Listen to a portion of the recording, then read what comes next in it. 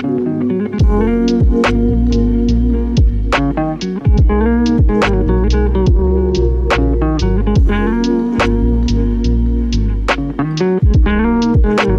YouTube fam, welcome back to my channel. If you're new here, my name's Tina and I make videos on lifestyle, home, and DIY projects every single week. I first want to wish you guys a happy September. I cannot believe we are officially into fall, and of course I wanted to share with you guys a few projects inspired by the new season. So for today's video, we're making some DIY home decor that is perfect for fall. I definitely would have to say that I'm a summer person, but I absolutely love fall. I just love all the rich tones and the layers, and especially fall fashion. So I'm actually very excited for fall this year, and I hope that you guys find inspo from this video. And I would also like to thank Skillshare for sponsoring today's video, and I'll talk a little bit more about them later. Before we get into it, don't forget to like and subscribe down below, and let's go ahead and get started. I went to my local Michael's recently, and I was so happy to see that their paint selection was fully stocked. The shelves have literally been empty for months, so this was the first time that I actually got to see all the beautiful colors, and I definitely stocked up. And I did notice a new line of paint from Folk Art. So here they are the Terracotta paints, and from what I can tell, it basically just looks like the baking soda paint,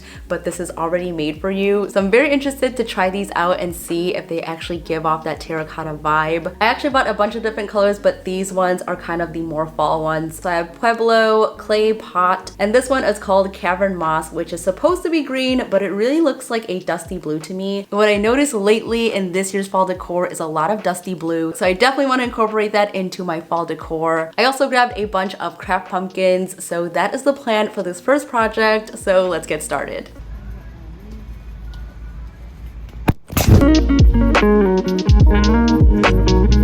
Hello from VoiceOver Tina. So I'm taking my craft pumpkin and we're going to do a fun floral design with it. I'm first using my permanent marker to draw everything on, and I'm gonna make these a little bit on the larger side with the stem coming from the bottom and then leaves sprouting from both sides. And these definitely do not need to be perfect. I'm just freehanding these flowers, and I'm adding in some interest with things like extra lines and the stamen and little dots here and there.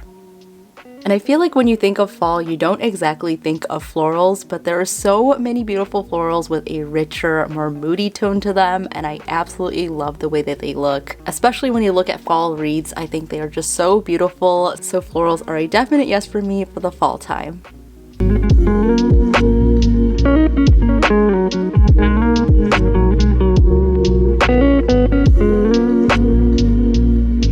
Alright, now that we have that all sketched on, I'm using some puffy paint to trace over the design, and I made sure to place my pumpkin in a bowl just to keep it from rolling around, and this is a really great hack, especially if you're working with a round object like this one. So I kept my hand as steady as I could, and the trick here is just to put even pressure as you're squeezing onto the bottle. And even if you don't trace your design exactly like it is underneath, that is a-okay. As you guys can see, it's not exactly matching up, and I'm just adjusting it as I go. And if you do mess up at all, you can totally just wipe it away and start again. If you caught any of my fall DIYs from last year, I did a constellation pumpkin with hot glue. So this is a similar concept, but that one was actually quite tricky to create the design with the hot glue. So I found that using this puffy paint just works really great because you control it so much better. But the only downside is that there is a longer drying time, so I'd suggest waiting about 4 hours before turning it over and then working on the other side.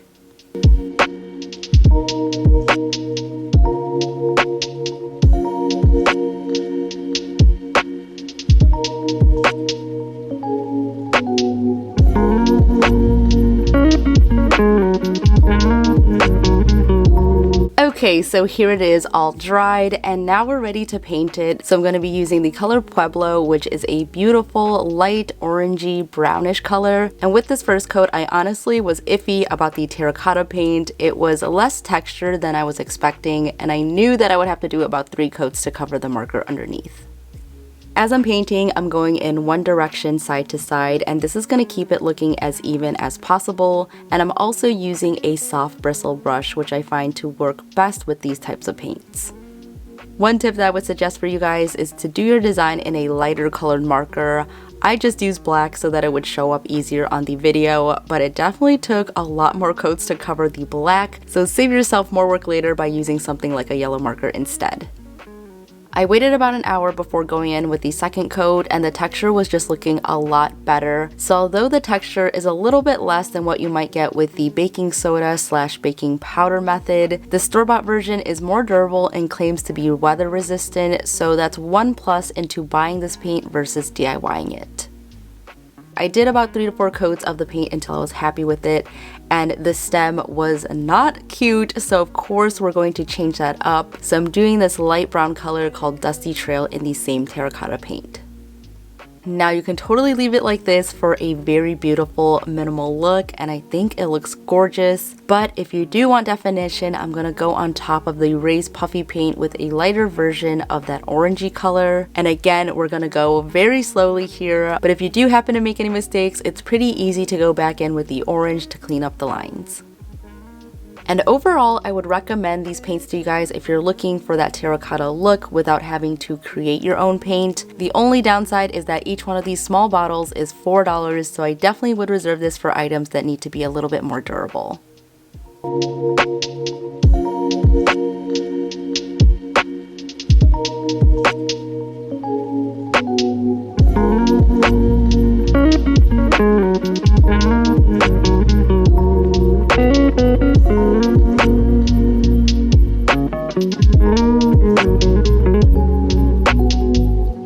The pumpkin turned out super cute, and this is a great project if you have a plain pumpkin at home and you just want to add some interest to it with your own designs. I really love the way this looks and that I was able to personalize it, and I definitely need to make more to create a little set of these. Before we move on to the next project, I wanted to talk to you guys about today's video sponsor, Skillshare. If you guys have been watching for a while, you know that I'm a big fan of Skillshare, and if you haven't heard of them before, they are an online learning community filled with thousands of classes. Their classes are really great for creatives as well as business owners, or really anyone that's curious to learn a new skill set. They have so many classes ranging from photography to UX design to even web development and business analytics. So there really is a wide range of topics, and what's really great is that they change these classes month to month, so you're always going to be learning something new on here. I really love the class that I took with Amanda Rachel, who is a YouTuber on here and is the queen of bullet journaling. So I discovered some more classes from her, and I'm absolutely loving this one that's all about lettering affirmations. And as you guys know, I love to letter, and calligraphy is something that I'm self-taught in, but learning from a pro like her has really helped me improve my skills. If you guys have been wanting to try out Skillshare for a while, now is definitely the time to do it. They are doing a special for a 1-month subscription of their premium membership. So the first 1,000 people that click on my link down below can sign up for that, and I'll have all the details in the description box. Moving on to our next project, I really wanted to try candle carving again. Last time I tried using some dollar store candles, which were not the best, so I did pick up some new ones, and I think these are going to be a lot better quality. And I also picked up a new set of carving tools, so these are going to be perfect. Fall is literally the epitome of like candle lighting time. So if you guys want to spice up some of your candles for the new season, this is definitely the way to go.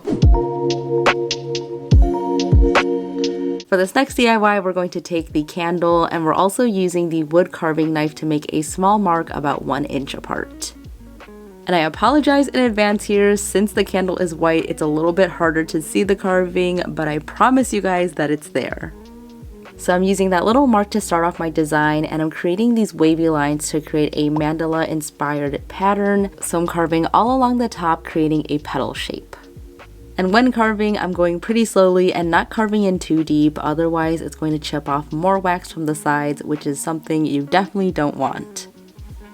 And this process is equally therapeutic as it is stressful to me, because I'm also just trying my very best not to mess up. So major props to the artisans who do this professionally. They just make this look so much easier than it actually is. And if you're a beginner to this, I would definitely say to try out a design that's simple and organic, so that's a bit more forgiving if you do mess up. And within each one of the petal shapes, I'm making these little half circles, so you'll see that I'm going back and forth in each direction to make sure that it's even. And to finish this design, I'm carving into the candle at an angle to create these little triangle shapes.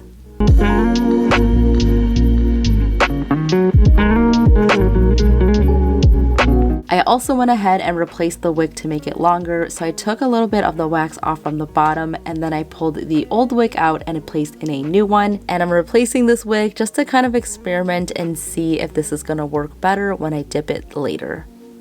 For the other candle, I'm doing an African mudcloth inspired design. So at the very top, I'm making these little V shapes facing upwards as well as downwards. Then in between those, I'm just moving the carving tool around in a small circle to create these dots. So I'm using an image of this pattern for reference, and I'm going to fill it in with some lines and tiny little triangle shapes and arrows.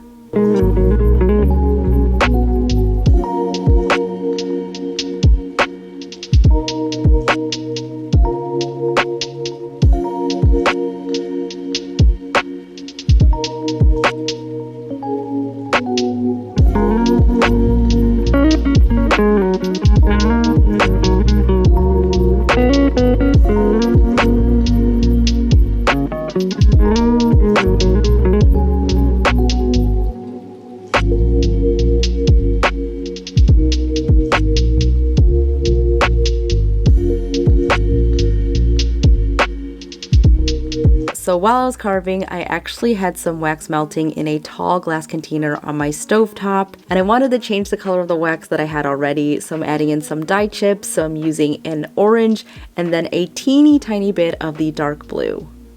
And you guys, once that dark blue was in there, the wax almost looks black, so I was a little bit concerned. But once I took my popsicle stick out, I could see that this is actually a marigold color, so I was pretty happy with that. I removed the wax from the heat, and now we're gonna go ahead and dip the candle into the wax, and I found this to be a little bit tricky to do, but I tried my very best to dip it in evenly. And I totally forgot to put something like wax paper or foil down, so I just plopped it onto my counter here. And on camera, I feel like this is showing up as a neon yellow, but in real life, it's a bit more of a rich marigold color, which I think is perfect for fall. So the second time around, I used a pair of pliers to test out dipping with a shorter wick, and I think that this worked out quite well. So I let these dry and cool down completely, and I actually went back into the first candle, and I'm going to carve it once more so that you're going to see the white wax underneath. This gives it a little bit more definition and is a nice contrast, and I feel like this time around it was quite a bit smoother than the first time. And honestly guys, I did not know if this project was going to work out. I was actually inspired by a viral video that I seen on Instagram before, and I wanted to see if I could replicate that at home. So even though the colored wax is a little bit more uneven in some places, I think that this turned out not too shabby.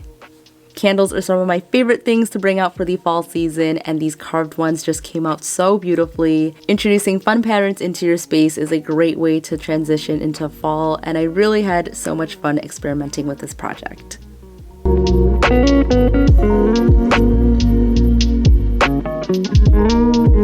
I hope you guys enjoyed those projects and feel inspired to create something new for the changing season. I love how each one of the projects came out, so let me know your thoughts below and tell me which one was your favorite. And a huge thank you to Skillshare for sponsoring today's video. And don't forget to click on the link below to get 1 month of their premium membership for free. And if you guys were inspired by any of these projects, make sure that you share them over on Instagram and tag me as well. I would love to see them. Since it is fall, I'm gonna share some of the recreations from last season, and these projects are also on my channel, so if you're interested, I will have this one linked below as well. I also wanted to do a quick update here since I know that I shared a big announcement over on Sunday. So sadly, this is one of the last videos that I'm doing in this apartment. And in the video after this one, it's actually gonna be me undoing everything in this apartment. So that includes getting rid of the removable wallpaper as well as the peel and stick floor tiles, which honestly I'm very nervous to get rid of. And I'll also be answering some of your questions as well as just explaining why we're moving. And there's gonna be a lot of good stuff in that video, so make sure that you stay tuned on Sunday. Thank you guys all so much for watching. Stay inspired, and I will see you on Sunday.